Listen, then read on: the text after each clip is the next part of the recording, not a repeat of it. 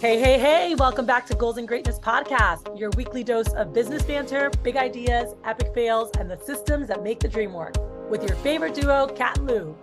Double the expertise, double the fun. I'm Lou, your navigator on this wild ride of risk-taking and rule-breaking. And I'm Cath, your go-to guru for all things startup. Together, we're unzipping the secrets of success and taking you behind the scenes of our crazy world. Whether you're a CEO in the making or you've just scribbled your first business plan on a napkin, we're here to fuel that fire and help you unleash your greatness to achieve those big, bold goals. So entrepreneurs, visionaries, and everyone in between, get ready to join the ride with Cath and Lou. Let's turn up the volume and unleash your greatness. All right, we are back. We've had a little hiatus. We have been preparing for the success. We're excited. I know, we can't wait to get some time with you guys. We've got some great content and stuff coming out, but we wanted to start hitting on, and we're going to be having some experts sharing on some of these topics when we're together, but to talk a little bit about goal setting and achievement, right? Because I know that we have seen a lot of people set a lot of goals over the past couple of decades, and there's definitely a difference when with people just setting and then those who actually set and achieve goals. So I'm excited to chat a little bit about this with you, Miss Changsta. Yeah, no, definitely a good topic. I was actually talking to a client recently who, when I started working with them, kind of already had this goal for their organization. And I was like, oh, why did you pick that number? Or what kind of motive? He's like, I don't know. It just sounded cool. I'm like, like that's the first step of how to not achieve your goal is setting it incorrectly. So I definitely think that like the first step is just to set goals in the proper way and like actually have a reason behind the goal. I've even heard people tell me before, well, I just never set goals because I just don't want to be tied to a number. I just want to work really hard. I know, but then that's like, feel good about that. Drive, and I'm going to hope that I get to wherever I'm supposed to go to. But I'm just going to keep driving, and hopefully the streets take me the right way. Like, right. And if you're listening, like, don't do that. Like, that is a horrible way. If you're actually wanting to achieve, if you just feel good about setting goals, go keep setting whatever random crap. If you actually are wanting to like have forward motion, which the whole point of setting goals is giving your brain like an end destination of like, here's where we're going, like, here's what we want to do, and then being able to break it down so you can go after it. And I'm glad you shared that.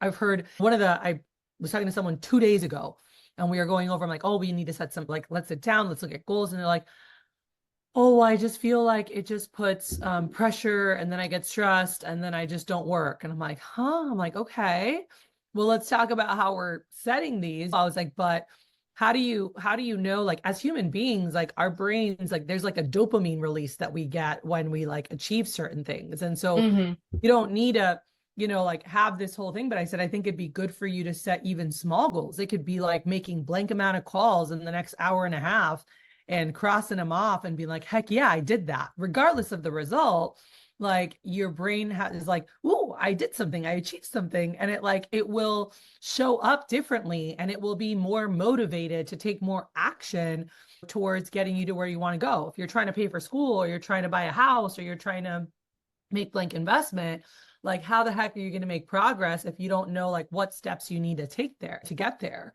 Yeah, no, I mean, I think you brought up a great point there with actions. Like, I always like to say that I think of setting goals, it's not necessarily a destination, but it helps keep you in line with what are the actual things that you need to do to help you move forward. It's like a compass, right? So if you say, I want to sell X amount of dollars, or I want to have X number of people on my team, and then you go through the process of actually breaking down how to get there, you're already moving forward because you're putting in your brain, these are the actions it takes to get to such and such place. So you're already going to be moving in a forward direction. Like, let's say everything goes out the window, like, and you've been in this place where you haven't been setting goals. If you at the very least set something and then work out how to get there and never look at it again, it's already so powerful for your brain to have that compass of like, these are the right things to do, and this is the direction to go.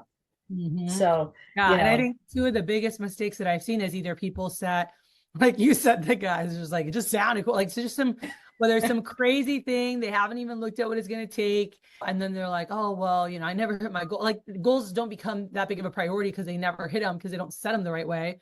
Or people, like I mentioned, that like are scared to set a goal or go through because they're like, oh, how about if I don't hit it? I'm like, it doesn't matter necessarily. Like, yes, we want to show you guys, and we're going to walk through today just some of the steps to help how to set goals properly so that you actually can achieve more, right? But it's really about setting goals that stretch you, that help you keep growing, that help you keep expanding. Because if you're too scared to set a bigger goal, then I don't know if I can hit that. Well, how are you ever going to expand your capacity, right? Like mhm. the only reason we expand is we challenge ourselves to do a little bit more than we thought we could do, right? And it's easier for some than others. And I understand like there's a like overachiever mentality, right? Like one of my girls that I was working with, she's just like, well, I just likes to achieve, achieve, achieve. And so it won't set goals unless they know they're going to achieve them. And I'm like, that kind of defeats the purpose. Like it's about stretching yourself. It's about growing. It's knowing you're not always going to hit your goals, but you're expanding your capacity and you're moving forward. You're moving forward to that next best version of you or your business or your family or whatever it is. Because when you're setting bigger goals, you're driving personal growth and you're pushing your personal boundaries. And so it does make a really big difference, right? And so let's talk about, and Mary, if you could talk a little bit about something that we shared a lot with our guys back in the day, which if you've ever studied or researched anything about goal setting, I'm sure you have heard before the SMART criteria. And so I'd love to chat a little bit about that and what that looks like in terms of effective strategies for setting big, achievable goals, how the SMART criteria sets it up. Because if you have it set up like this, you are going to see more achievement happen. You are going to see more progress versus just random goal. Yeah. Yeah, so for those who haven't looked it up, SMART it's an acronym. So the S, and we'll go through each one, but S is for specific, M is for measurable, A is for achievable, R is for relevant, and T is for time bound. And it basically talks about when you're setting your goal, making sure that it has all of these components will make sure that you're setting goals in the correct way, because there is an incorrect and a correct way to set goals to actually make them achievable. Again, just like the example of the guy picking a number because it's cool, versus actually sitting down and putting some thought behind it. So how do we put the thought behind it? Well, we go through the SMART process. So the S is for specific, which basically is about being as clear and precise as possible when you're defining a big goal. So instead of just saying like, well, I want to increase my sales, I want to increase the sales in my office, tying it to a percentage increase or a specific dollar amount, it will make it a more specific goal. So the reason why you want to tie it back to that is, again, part of the goal achieving process is determining what it takes to get somewhere. And you can't determine how to get somewhere if you don't know where you're going. So having that specific number is huge. And I don't know if there's anything you want to add to that, but that's Well, I basically mean, what it is. that's that like you're able to like you're able to measure it, right? You're able to Mhm. actually okay, like if someone says we have a salesperson who says I want to sell as much as I can in the next 2 months, like that's great, but like we can't measure, we can't plan, we can't really see what's possible. And so picking something that might be, what do you think you can do? What would be a little stretch? Or like Mhm. what would it take to get to blank level or get blank promotion? It's like, you know what? I'd really love to sell $10,000 in the next month or in the next week or in the whatever. Okay. Now we can actually sit down and break it down so that we know what activity needs to happen to get that done.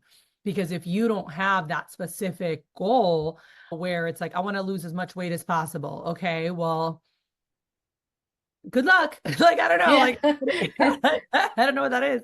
Versus like, man, I really want to lose 10 pounds in the next month. It's like, okay, cool. Then that's 2.5 pounds a week, right? And then what's it going to take to do that? And you can actually map out, and there's calculators like the caloric intake, how much exercise you need to do, so that you could actually give yourself a shot at getting that done. And maybe it's just like, okay, I just want to be on 2 pounds a week or whatever it is, but you can measure it, you can celebrate milestones along the way. as you're going through versus like as much as I can, like you have no milestones where your brain is getting to celebrate any achievements because you don't even know what that is. And if doing that, that's when your brain will quit very easily, right? And you'll just be like, I'm just gonna go eat a bag of cookies. Yeah. Well, and that's pretty much like the first one ties into the second one. So the first being specific and the second measurable, because it talks about that it's important that the goals be quantified or measured. So like I've had people tell me, well, my goal is that in the next 3 months, I'm more motivated every day. And it's like, well, what? And I understand like the need or the want to be more inspired, more ambitious, more motivated, but it's really hard to be able to measure that. There's no measured task. There's no way that you can put it on a scale and say, I'm getting closer to my goal. Or versus like, I'm going to like, wake up at least 3 days a week and go run in the morning. right. And then it's like, oh, I did it. I did 3 days. Like now I'm going to go to 4. And like having that measurable thing. And so huge. Like, do you have time frames? Do you have numbers or percentages? Like, do you have a focus? I remember saying like, oh, I want to be able to run. And then it was like, okay, no, I want to be able to run at least 1 mile without stopping, like 3 days a week. And then we're going to keep increasing that. But that was measurable. And so when I did the 1 mile, I was like, oh, yeah. Some people might be listening going, really? That's it? I'm like, yes, 1 mile without stopping is a big deal for me. Yeah. A runner. Well, no, but it's funny, but I met with a woman this last week who's a client of mine, and she was the one who told me like, oh, I want to wake up every day more motivated. And I was like, I think that's great, but you can always find like a tangible goal that's like tied to a feeling. So I told her, well, what are things that you're normally doing when you feel motivated? And we came up with a list of things. And I said, okay, so kind of how you said, like, now let's set days of the week or quantity during the week, a standard of like 3 days of the week, I'm going to do this. And I know that that's going to make me feel motivated.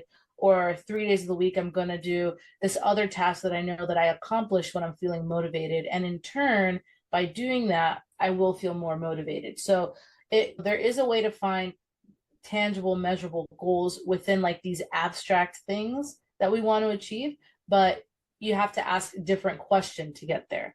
So definitely still out there for you. The third one, so we did S and M. The second one is A, which is achievable. And it's basically, it's finding the balance between setting ambitious goals that are actually achievable to things that are like out of the realm. Like, for example, yeah. Sorry, I was like, I'm ready. No, I know you've heard some crazy things with this. I know, like even because right now we're actually in one of our businesses, we're getting ready for a big sales competition, right? So it's like, okay, what? And they're like, I want to break a record, or I want to sell 20K this week, and I'm like, okay, great. So like, cool, we've got specific, we have measurable, right? But then when we look at their schedule, they're like able to work like 10 hours. And I'm like, huh? If you can only do like, let's say you could do 10 appointments. I'm like, but statistically, the numbers in your industry show that half buy. So that would be 5 of those 10 purchase. And let's say that the average sale is $700. That's $3,500. That doesn't equal 20,000. But I'm like, I said, I don't want to be a Debbie Downer here because I'm all about all the possibilities, but you got to also be realistic and understand trends, averages, right? And that's where this, like, is it actually achievable? Like, is your schedule conducive to it? Do you have the time, space, commitment necessary, whatever it is, to actually achieve that? And so it's not like someone like, oh, you don't think I could do it? Like, I mean, you'd have to be one of the best sales reps of all time for your industry, period, or have some magic, or just good luck that somebody buys a $20,000 corporate order from you or something to get it done. Because statistically, the numbers don't work out. So we need to lower your goal or increase the amount of time that you're able to put towards it, right? So that we could actually, like, to make sure it is achievable. And so that's something I'm looking at all the time with our salespeople. Like, I want to sell this much. And I'm like, okay, great. When we look at how much time they have to work, I'm like, you literally have 5 hours. Like, how the hell are they to do that? And then like, they look at me like, what a bad motivator. I'm like, no, it's just, it's just you've got to respect numbers, and like, yeah, you can hope for a little magic and take it higher, but if you're trying to go after a certain goal, whether it's weight loss, sales, whatever it is, like what are you actually willing to commit time wise? Like, is this going to be achievable? Is not of like, are you capable? It's, are you going to put in the effort? Do you have the time? Like, what is it going to take? Like, you have to break down what it's going to take to get there, to build it, to be able to get that done. Right. And so considering resources, skills, what time constraints you might have to be able to do that. Or I had someone that's like, I want to do 20 appointments this weekend, next week. And I'm like, great. I'm like, what's your attack list? And for anyone in sales, like, you should always be working on increasing your attack list in any industry. And they're like, I have 7 people. I'm like, how the hell are you going to book 20 something appointments for people? Or like, realistically, I had someone 2 days ago and she's like, okay, I really want to book 10 appointments for this weekend. How many numbers? I have 18. And I'm like, I said, you know, we almost, it wasn't like an argument, but I want to make sure you know that statistically it's almost impossible. I said, because for what you're doing, looking at trends, it normally is 5 calls per one. And if you want 10 appointments, you're going to need to make 50 phone calls. And it's like, so you don't think I could do it? Like, they were like, legitimately like, you don't believe in me? And I'm like, it has nothing to do with you. This has to do with breaking down numbers, looking at things, and that 18 calls is almost impossible to book 10 appointments. Statistically, you're going to book 3 or 4, right? And she ended up booking 3 and was like, well, and I said, you were right on. I said, you did a great job. High five. Just get more numbers, you know? Yeah, like it's just one of those things. And I always tell people too, like, especially with really big goals, is people tend to forget that they have to leave room for error, and like for like to always be on the lower end of the trend, unless it's something that you've had like a good history, like average wise with, that you can look over, oh, over these last 5 years I've consistently done blank percentage or blank number. Then you always want to go on the lower side of things, because best case scenario, you surpass that. Yeah, exactly. And that's why I always liked when we did our business plans, we always did 3 sets of numbers, like what we're going to do at a minimum, what we could do, and then, or what we should do, and then what we could do, and look at like the even higher number. But yeah, definitely leaving room for error. So yeah, I'm glad you mentioned that, by the way, because that is something that I had a client recently. We were chatting about some of their stuff with their business plan and their goals for their first quarter. And as we looked at it, I'm like, well, what I like to do, I said, you can, I like to work it both ways, right? I like to go, okay, what is it that what you want to do? Okay. And by when? Okay, cool. Let's break it down and see what would need to happen.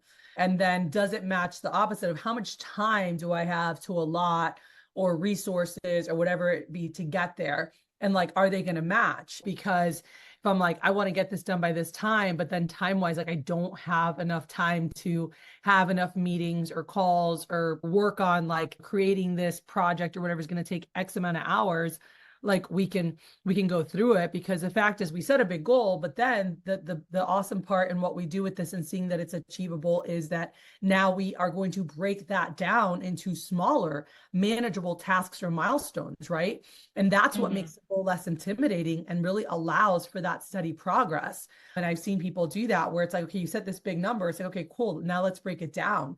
What is that going to take per week, or per day, per month, per week, or per day, depending on what it is? And all of a sudden it's like, oh, that's it. Like, I remember, and I learned this my first summer when I was selling Cutco. My manager, he said, what would be something exciting, like in terms of earnings this summer? I said, I have to earn $5,000 to go abroad. What would be exciting would be to have 10 grand or more, so that I could like travel and shop. And like, that would just be really awesome. He said, cool, let me just show you what it would take to make 10 grand. And I remember him breaking it down, and he's like, you'd need to sell this amount. And then he broke it down per week, and per week, the total amount of sales volume, when we broke it down by the average, was literally just 10 sales per week. And I planned on working full time. I wanted to do 25, 30 appointments a week. And he said, Kathy, according to the averages, if you complete 20 appointments a week and you have a below average and just sell on half, and you have a below average and just do this, you're going to make 10 grand this summer. I was like, what? I'm like, that's it. And he's like, and now what does that break down to per day in terms of calls? And he's like, you need to make 50 phone calls every single day. He's like, make 20 phone calls, 20 to 30 phone calls in the morning, make 5 calls before and after each appointment. And if someone reschedules on you, make another 20 calls. If you do that, you will always have business ahead of you and you will get this done. Long story short, I made $22,000 that summer instead of 10. And it was like, once I had the breakdown, I was like, I can do this. And I committed to do more than just the bare minimum. And that's up to you, right? But it's important to know that, where had I had a number and we broke it down and he's like, you're going to need 20 sales per week, 40 appointments per week. And I'm like, I only have time to work 3 days a week. That wouldn't be a feasible goal to move forward with, right? So that's why I said you're going to either need to lower the goal or increase the availability, time, commitment, resources, whatever is needed to be able to go out and hit that goal.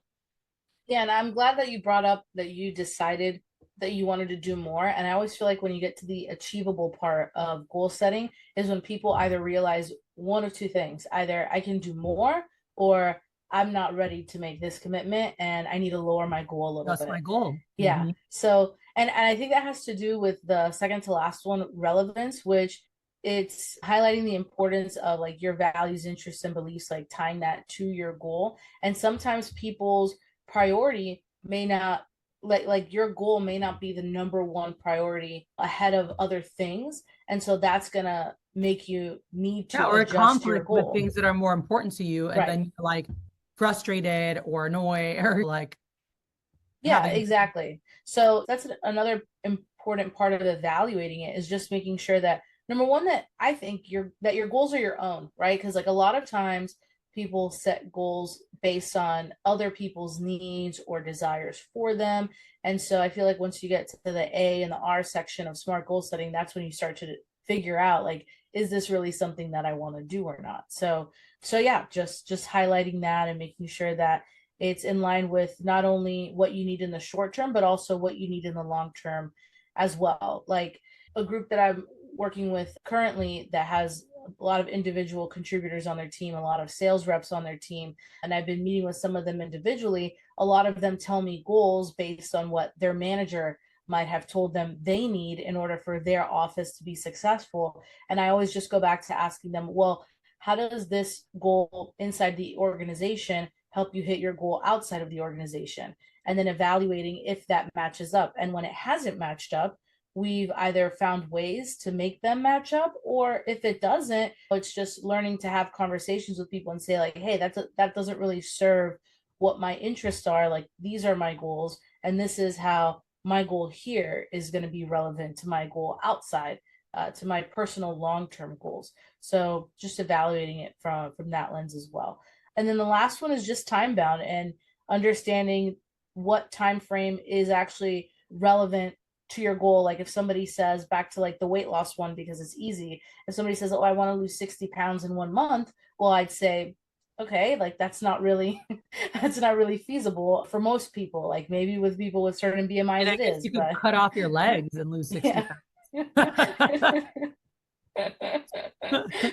Right. But it's just understanding like what is actually, and again, it has nothing to do with capacity, but more like, given the industry, whatever the environment is it possible for that goal to be achieved in that time frame? And when you break it down to like the day-to-day task, I think that also helps you determine if it is actually possible or not. Because if you set a super high goal, let's say as like a sales rep, and it breaks down to doing like 1,500 calls in a day, well, anybody who's in sales knows that, well, 1,500 calls in a day is not really that's not really a number that's achievable. So instead of changing the goal, right, you don't have to go now and change your whole sales goal. Maybe you need to lengthen the time frame and say, okay, well, I thought I could do this in 6 months.